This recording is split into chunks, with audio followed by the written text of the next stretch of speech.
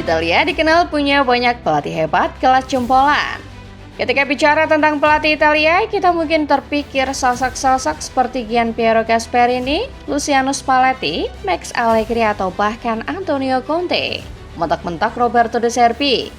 Tapi sebagian dari kita barangkali lupa kalau ada sosok bernama Vincenzo Italiano. Sabtu 20 Desember 2025 malam di Riyadh, Italiano kembali menulis dongeng dengan menyingkirkan Inter Milan di semifinal Supercoppa Italiana. Capaian ini membuatnya layak dicap sebagai pelatih jempolan meski klub yang dilatih kerap tak diperhitungkan. Bagaimana kronologi Italiano kembali cetak sejarah di Bolonya? Starting 11 Moment kali ini akan mengulas kemenangan Bolonya atas Inter Milan di semifinal Supercoppa Italiana 2025-2026. Sebagai kembali dongeng sang pelatih underdog Vincenzo Italiano. Simak ulasannya berikut ini.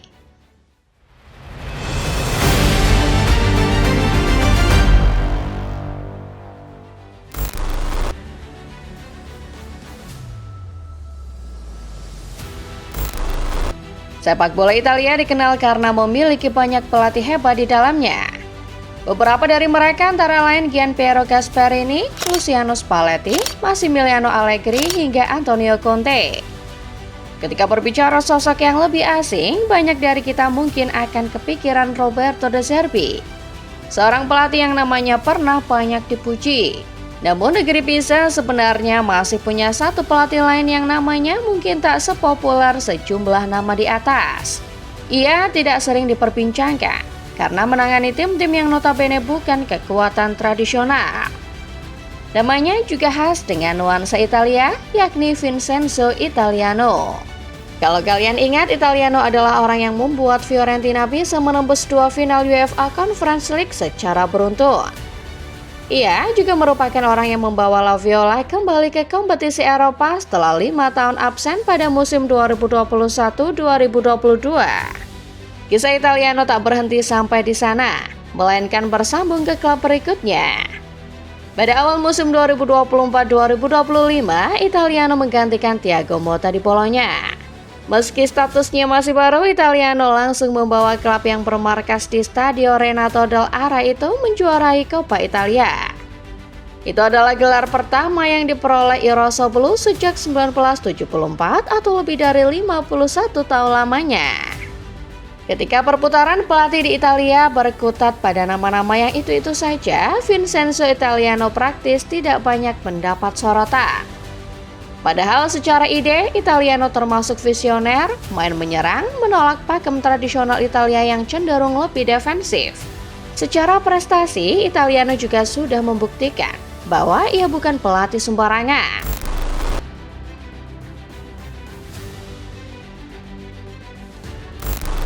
Berkat keberhasilan Bolonya menjuarai Coppa Italia pada musim 2024-2025, mereka akhirnya berhak atas satu tiket menuju Supercoppa Italiana musim 2025-2026. Ini adalah sebuah prestasi tersendiri buat I Rossoblu. Pasalnya, sejak 116 tahun eksistensi klub, Bolonya tidak pernah sama sekali main di Supercoppa. Format Supercoppa yang sudah berganti menjadi 4 tim sejak tahun 2023 membuat langkah Bolonya menggondol trofi turnamen ini menjadi sulit. Di semifinal, Bolonya akan bersua Inter Milan. Tentu laga melawan Nerazzurri bukanlah hal yang mudah, mengingat Inter di bawah asuhan Christian Chivu adalah tim yang sangat mengerikan dalam hal menyerang. Vincenzo Italiano sendiri mencoba realistis sebelum duel menghadapi Inter di semifinal Supercoppa. Ia menaruh respek tinggi kepada calon lawannya, menyebut bahwa tim biru hitam adalah salah satu tim terbaik di Italia dan Eropa. Namun begitu, Italiano tak bisa menyembunyikan keinginannya untuk menang. Ini adalah Inter yang berbeda, banyak pemain baru dan menawarkan sesuatu yang baru secara taktik. Mereka adalah tim juara. Kami tahu kami akan menghadapi salah satu tim terbaik Italia dan Eropa. Tapi kami layak di sini. Kami selalu menatap semua kompetisi dengan semangat dan antusias, kata Italiano jelang pertandingan.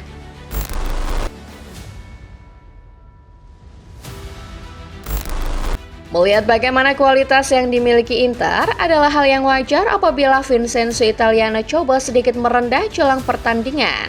Namun ketika pertandingan dimainkan, Bologna asuhan Italiano ternyata benar-benar menjadi tim yang merepotkan Inter.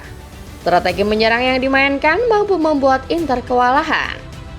Di babak pertama, Bologna memang kebobolan cepat melalui gol Marcus Thuram yang memanfaatkan umpan crossing Alessandro Bastoni. Namun setelah gol itu, Bologna berani tampil lebih ofensif.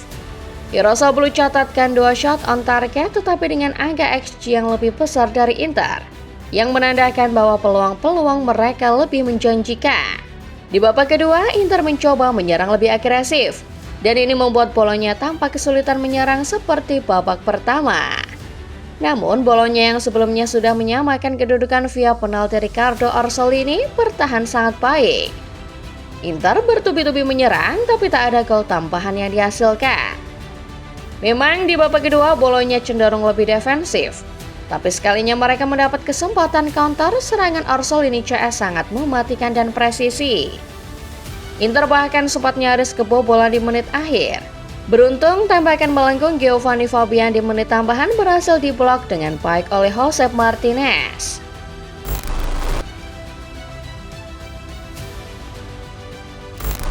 Hasil imbang 1-1 antara Bologna versus Inter selama 90 menit membuat laga berlanjut ke adu penalti. Karena di format baru Supercoppa ini tidak ada extra time. Inter di bawah asuhan Christian Chivu dikenal sebagai tim yang tangguh melawan tim kecil tapi lemah melawan tim besar. Naasnya Bologna di bawah asuhan Vincenzo Italiano tidak lagi bisa disebut tim kecil. Di babak adu penalti, mentalitas berbicara. Saat Chivu menarik keluar Marcus Thuram dan Piotr Zielinski yang bisa jadi pembeda melalui titik putih, Italiano memasukkan Ciro Immobile. Legenda Lazio itu baru bermain 3 kali bersama Bologna musim ini. Meski musim ini karirnya dihantam cedera, Immobile ternyata jadi kartu as Bologna di laga ini. 3 penendang Inter gagal mengeksekusi penaltinya dengan baik. Kesempatan mengakhiri pertandingan pun datang ketika Immobile maju sebagai algojo terakhir. Pemenang Piala Eropa 2020 berhasil mengeksekusi penalti dengan baik. Bola tembakannya menghantam pojok kanan atas gawang Martinez dan mengantar Bologna ke final. Kegagalan ini tentu saja jadi mimpi buruk bukan cuma buat Christian Chivu, tetapi juga buat Inter secara keseluruhan. Faktanya, Bologna di bawah asuhan Italiano masih belum pernah kalah melawan Inter, bahkan sejak Nerazzurri masih ditunggangi Simone Inzaghi. Rekor ini bertentangan dengan rekornya di Fiorentina yang cuma pernah menang sekali melawan Inter. Bukan hanya memberi Inter mimpi buruk, Vincenzo Italiano tampaknya juga berhasil membuat fans Bologna makin mencintainya. Setelah persembahkan trofi pertama untuk klub dalam 51 tahun terakhir, kini Italiano membawa Bologna ke final Supercoppa pertamanya. Bologna kini mengincar rekor Lazio dan Napoli sebagai salah satu tim yang bisa juara Supercoppa di penampilan perdana mereka.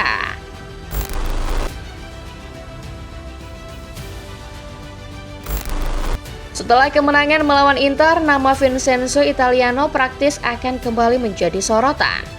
Bagaimanapun ini adalah final kelima sang pelatih dalam kurun 4 tahun terakhir. Namun, tak bisa dipungkiri lawan yang menanti Italiano di fase berikutnya akan lebih berat. Bologna akan bersua Napoli besutan Antonio Conte. Perlu diingat, status Napoli adalah juara bertahan Serie A. Dan di pertandingan sebelumnya, Conte mampu membuat AC Milan asuhan Massimiliano Allegri bertekuk lutut.